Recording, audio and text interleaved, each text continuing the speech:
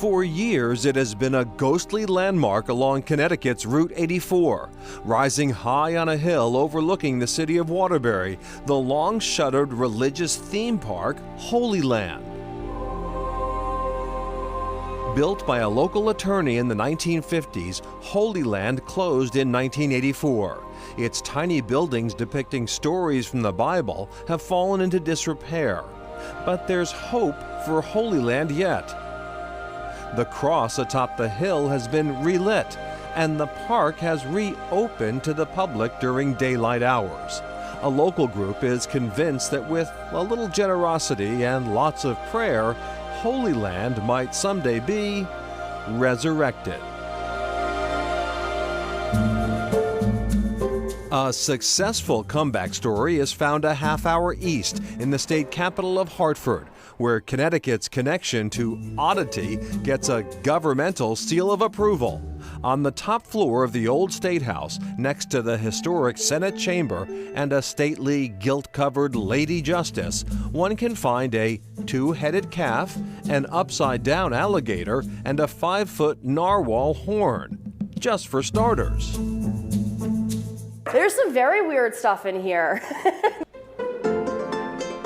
The Museum of Natural and Other Curiosities first opened in the State House in 1797, the brainchild of local painter and collector Joseph Stewart.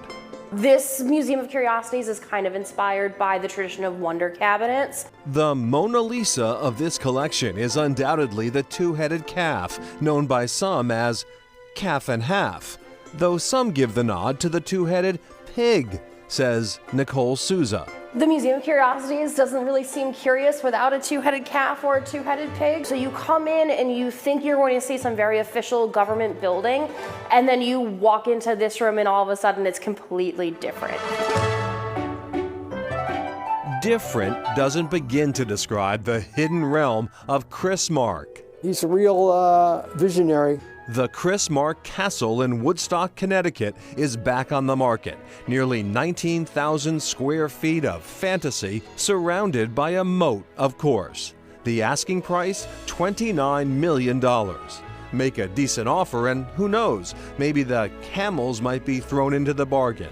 Realtor John Peasy says a major part of his job is sussing out the imposters. Obviously, you don't let somebody into a unique property without checking out their credentials and their financial wherewithal.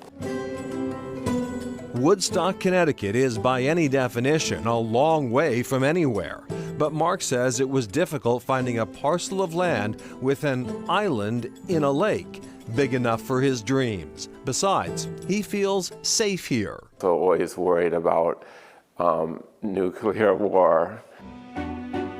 If this is the first you've heard of this extravagant property, don't be surprised. It's just one of the many oddities Connecticut keeps on the down low. That's kind of the way Connecticut is. They want to keep it quiet.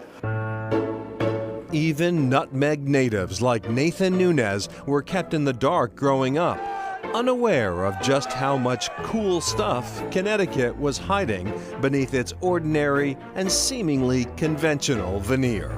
And just like everybody else growing up, I was taught there's nothing to do in Connecticut.